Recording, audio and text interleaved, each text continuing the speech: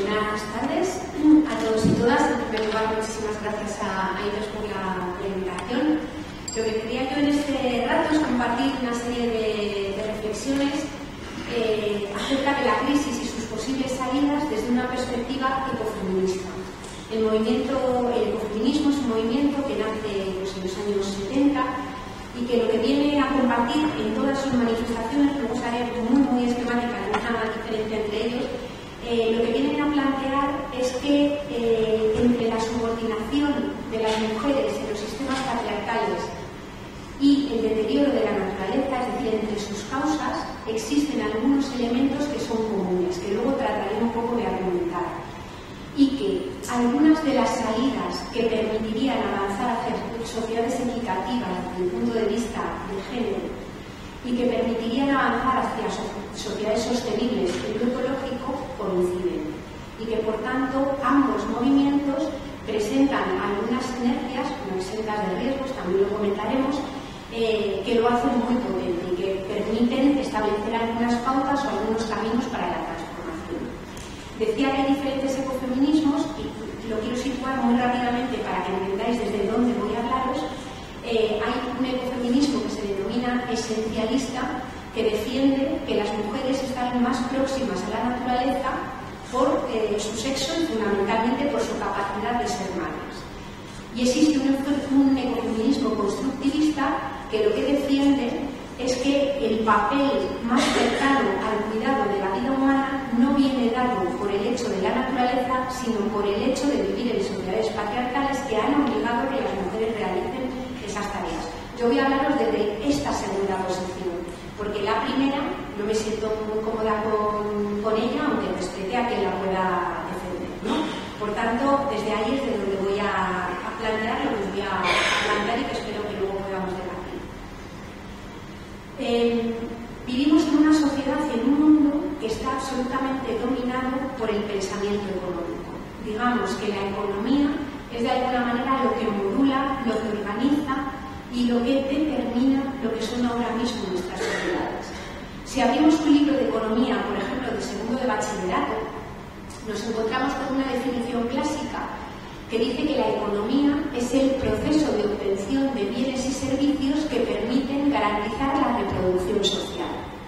Pero una vez establecida esta definición, no nos encontramos prácticamente en ningún sitio preguntas o respuestas acerca de qué es lo que posibilita materialmente la reproducción social. Es decir, qué es lo que hace posible desde el punto de vista material que las personas y las personas en sociedad podamos funcionar. Y existen como dos grandes dependencias materiales de la vida humana. En primer lugar, la dependencia de la naturaleza. Comemos, nos vestimos, construimos infraestructuras, nos desplazamos, obtenemos absolutamente todo lo que necesitamos para estar vivas de la naturaleza, de los recursos, de sus materiales, de sus minerales, de los minerales que tiene la corteza terrestre y también de los procesos naturales, como es, pues, por ejemplo, la fertilidad de un suelo o la regulación del clima, que hace simplemente que podamos estar vivas. Por eso somos seres radicalmente ecodependientes. Pero además la vida humana tiene una segunda dependencia material que viene dada por el hecho de que los seres vivos vivimos encarnados en cuerpos vulnerables, que se envejecen, que mueren, que se enferman y que nacen. Es imposible pensar en un ser humano vivo si no es gracias a que otras personas, desde el mismo momento del nacimiento, han dedicado una cantidad enorme de horas de trabajo a cuidar de esos cuerpos vulnerables. Desde luego, una criatura durante sus primeros años de infancia, es imposible pensar en la supervivencia de un bebé sin que alguien le dedique tiempo y cuidado. Desde luego, aquellas personas, en los momentos en los que estamos enfermas, aquellos momentos en los que seamos de nuevo, en que seamos personas viejas y necesitemos del apoyo de otras personas para mantener y llevar vidas que merezca la pena vivirse. Y aquellas personas que nacen con una discapacidad fuerte o con diversidad funcional necesitarán ese apoyo a lo largo de toda su vida. Es decir, que tenemos una segunda dependencia material que es precisamente el trabajo de cuidados el esfuerzo que hacen otras personas para cuidar de los cuerpos que son vulnerables. Pues bien, por el hecho de vivir en sociedades patriarcales, no porque las mujeres estén mejor dotadas genéticamente para hacerlas, esos trabajos ocultos e invisibles son realizados de forma mayoritaria en el ámbito de los hogares y de forma escondida y ausente del sistema económico. Luego abundaremos sobre ello. Por tanto, somos seres ecodependientes y somos seres también interdependientes. La vida en soledad es simplemente imposible, la vida humana. Pues bien, en ambos tipos de dependencias materiales, ya sea en las de la naturaleza o en los tiempos de trabajo de otras personas, resulta que existen límites.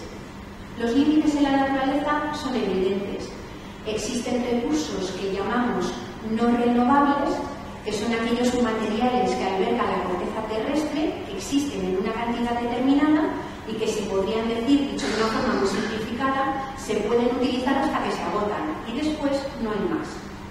Y existen aquellos recursos que llamamos renovables, que son recursos que se pueden regenerar, pensemos por ejemplo en el agua, en la fertilidad del suelo, en la capa de ozono, en la cantidad de oxígeno del aire, de la atmósfera, pero el problema que tienen es que, aunque se puedan regenerar, no se regeneran a la velocidad que determina el metabolismo agrourbano industrial, sino que se regeneran a la velocidad que la naturaleza, a lo largo de miles de millones de años de evolución, ha acertado a componer.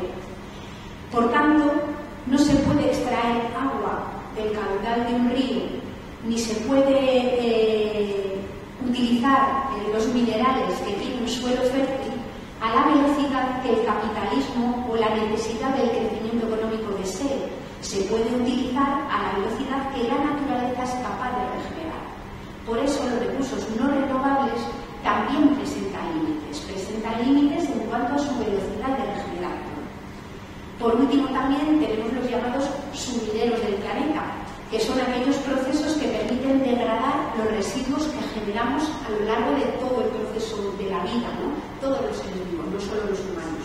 Pues bien, esos procesos también tienen su propio ritmo y velocidad. Y lo que llamamos hoy contaminación de aguas, de ríos, de suelos o de la atmósfera, no es más que el volcar a la atmósfera residuos a una velocidad más grande de la que estos sumideros pueden asumir. Por eso aparecen estos fenómenos de contaminación. En la naturaleza, por tanto, hay límites por todas partes. Y como la naturaleza es limitada, nada puede crecer en ella de forma ilimitada.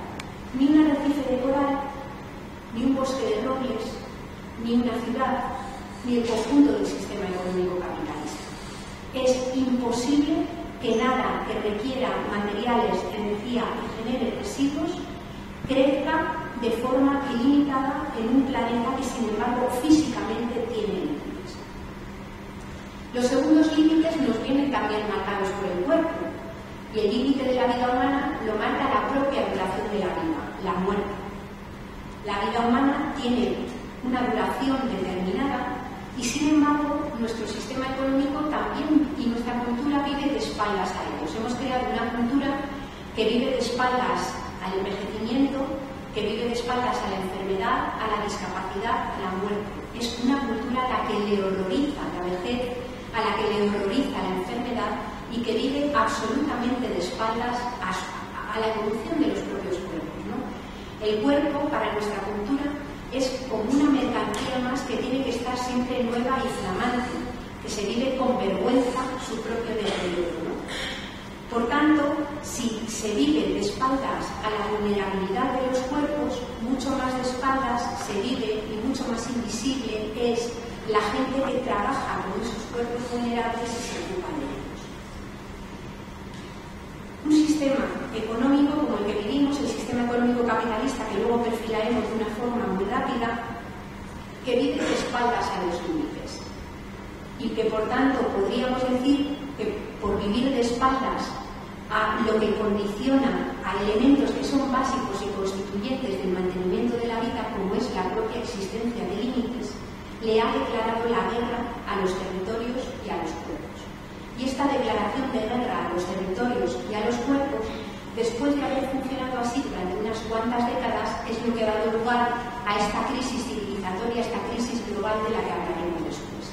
Pero antes de entrar en ello, vamos a hacer una caracterización muy rapidita de algunos elementos que constituyen la base teórica de lo que es la economía neoclásica, el paradigma de la ciencia.